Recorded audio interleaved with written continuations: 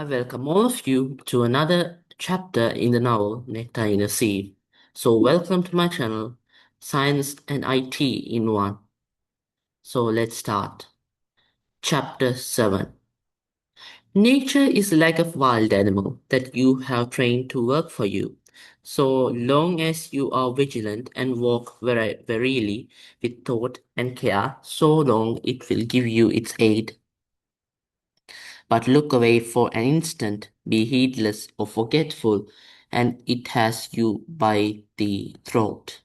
Ira had been given in marriage in the month of June, which is the propitious season for weddings, and what with the preparing for it, and the listlessness that took hold of me in the first days after her departure. Nothing was done to make our hut weatherproof or to secure the land from flooding. That year the monsoon broke early with an evil intensity such as none could remember before. It rained so hard, so long, and so incessantly, that the thought of a period of no rain provoked a mild wonder. It was as if nothing had ever been but rain, and the water pitilessly found every hole in the thatched roof to come in, dripping onto the already damp floor. If we had not built on high ground, the very walls would have melted in the moisture. So this explains how the uh, rain came to them. The weather changed. So Rukmani sort of explains how the change of weather and the climate brings disaster. I brought out as many pots and pans as I had, and we laid them about to catch the drips.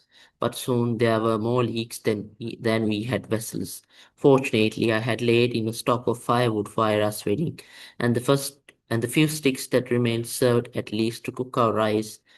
And while the fire burned, hissing at the water in the wood, we huddled round trying to get dry. At first the children were cheerful enough. They had not known such things before, and the lakes and rivulets that formed outside gave them endless delight. But Nathan and I watched with heavy hearts while the waters rose and rose, and the tender green of the paddy field sank under and was lost.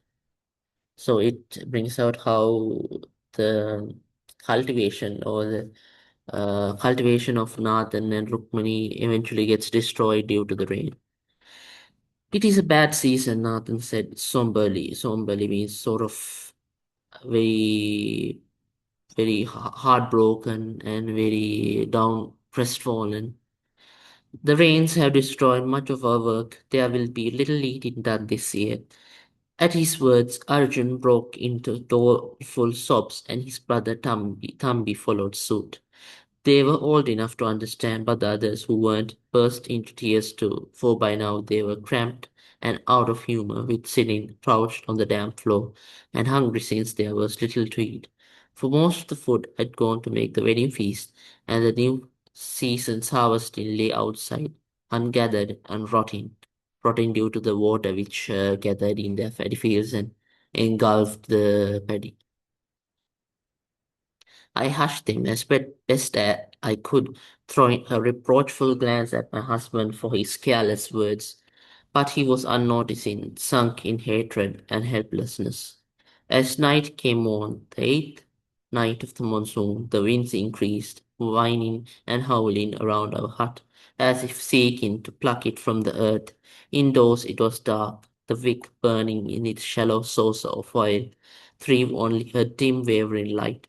Outside the land glimmered, sometimes pale and sometimes vivid in the flicker of lightning.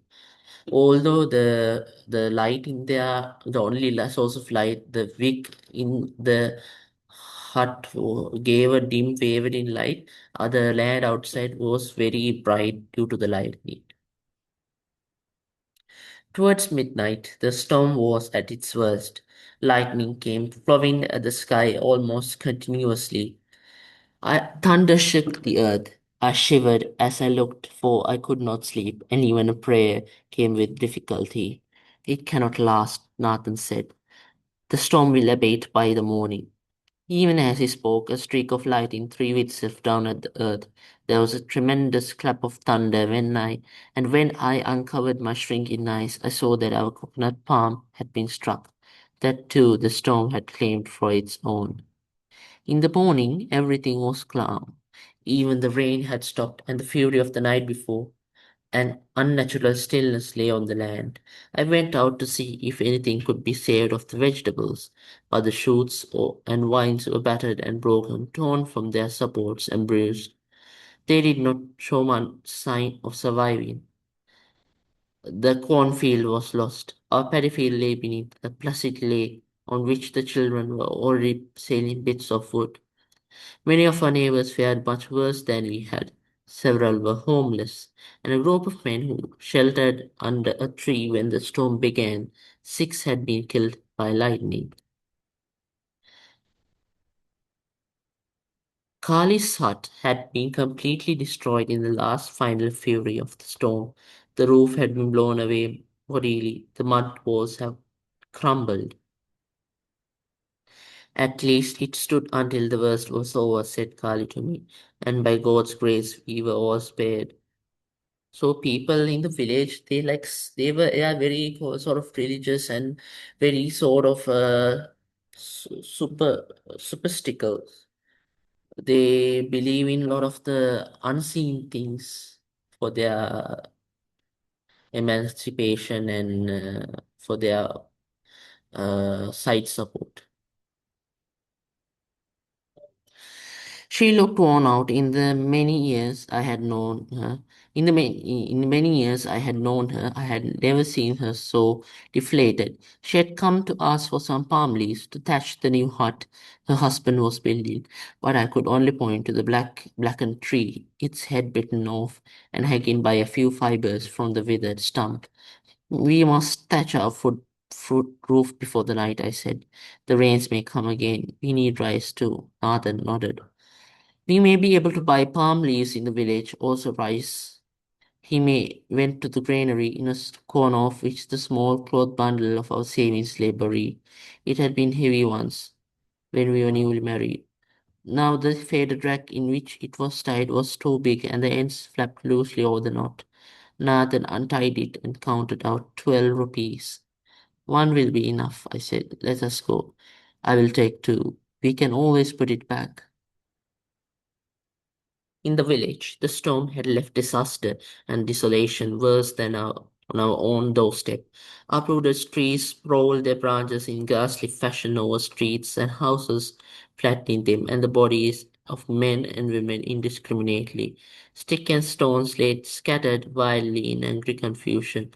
The tannery stood its bricks and cement had held it together despite the raging winds, but the workers' huts of more flimsy construction had been demolished.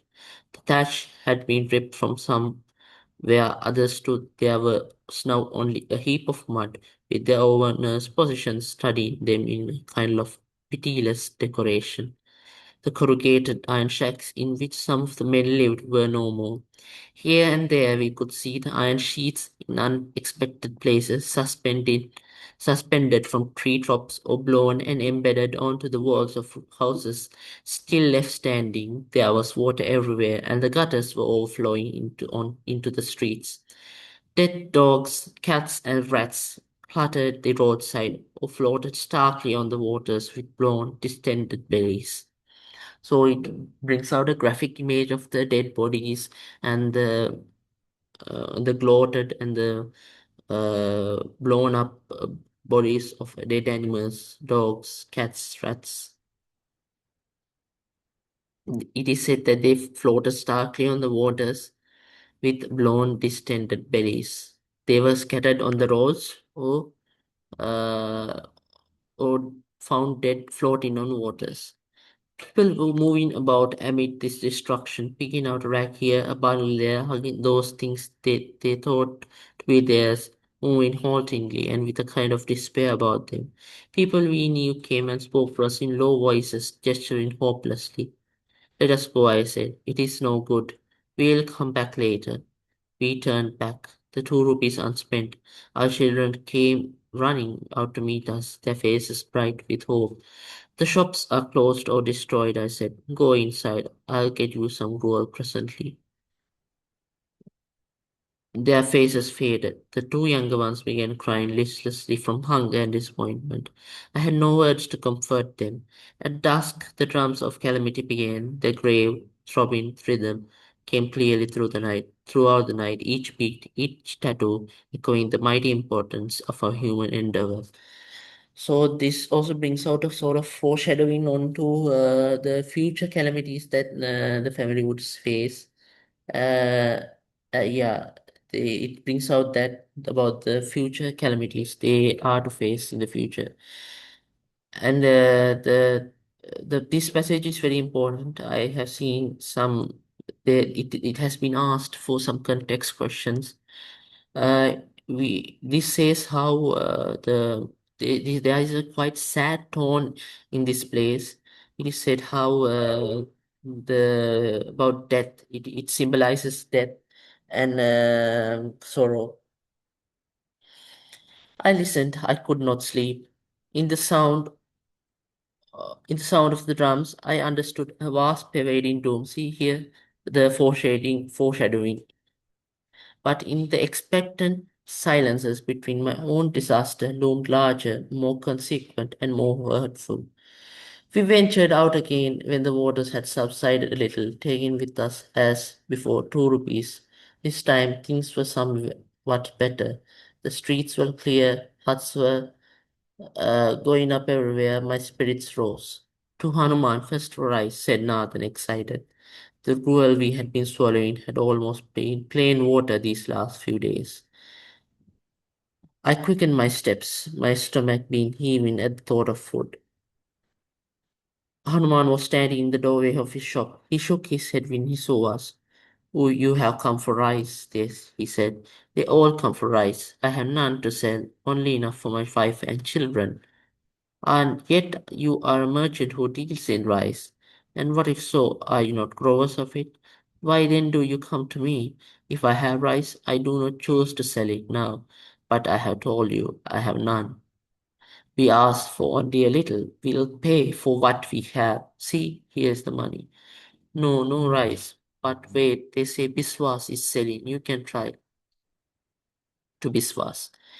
Biswas is a sort of sly, very cunning man who gives loans to people in the village and takes money in advance from them. We come for rice. Look, here is our money, 2 rupees. How much do you think you can buy with 2 rupees? We thought. Never mind what you thought. We thought, never mind. So the Rukmani and Nathan thing, they thought that, never mind what you thought. It's this not a time of scarcity. Can you buy rice else anywhere else? Am I not entitled to charge more for that? 2 logs I will let you have, and that is charity. It's very little for 2 rupees. Take it or leave it. I can get double that sum from the tanners, but because I know you. We take it, we give up the silver coins. Now there is nothing left for the thatching, unless we use a rupee or two from the 10 that remain in the granary. I put the rice in my sari, tucked the precious load securely at my waist. We turned back. On the outskirts of the village, there is Kenny. His face is grim and long. His eyes are burning in his pallid face. He sees us and comes up. You two are starving, I suppose.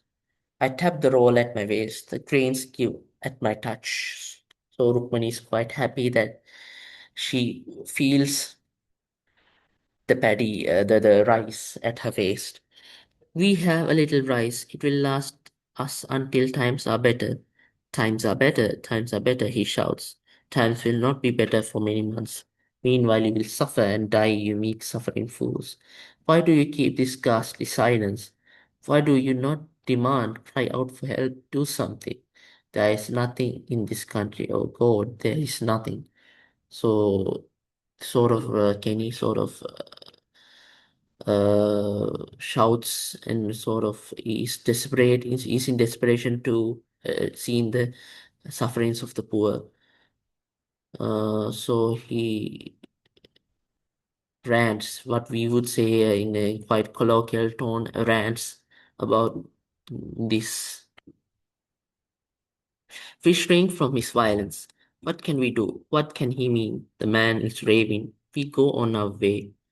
The paddy was completely destroyed. There would be no rice until the next harvesting. Meanwhile, we lived on what remained of our salted fish, roots, and leaves, the fruit of the prickly pear, and on the plantains from our tree. At last, time came for the rice terraces to be drained and got ready for the next sowing. Nathan told me of it with cheer in his voice, and I told the children, pleasurably, for the days were full of fish that would feed us for many a day. Then we waited, spirits lifting up, eyes sparkling, bellies painful with anticipation. At last, the day Nathan went to break the dams, and I with him, and with me our children, sunken eyed, noisy, as they had not been for many days at the thought of the feast, carrying nets and baskets. First one hole, then another, no bigger than a finger's width, until the water eroded the sides, and the outlets grew large enough for two fish to go through. Against them we held our nets, feet firm, and braced in the mud until the water rushed away and the fish came tumbling into them.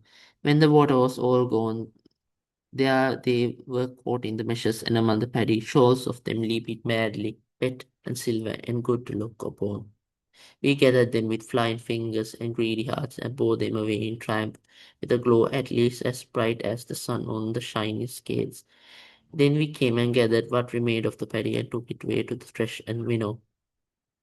So there's a description of them fishing and sort of preparing the paddy fields. Late that night, we were still at work cleaning the fish, hulling the rice, separating the grain from the husk. When we had done, the rice yield was meager, no more than 2 measures, all that was left of the year's harvest and the year's labor. We ate, finding it difficult to believe we did so. The good food lay rich, if uneasy, in our starved bellies.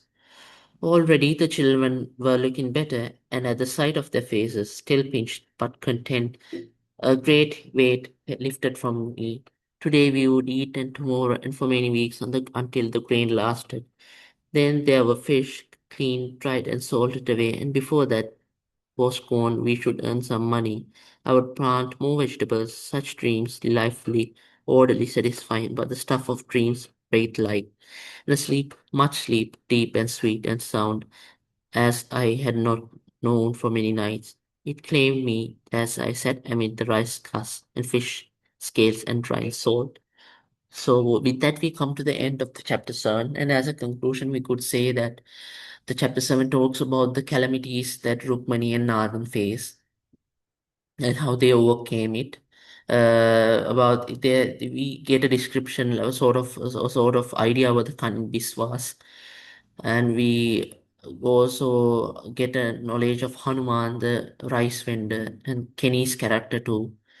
So that's it for chapter 7. And so we'll meet you in chapter 8 in the next video. Thank you. And subscribe for more.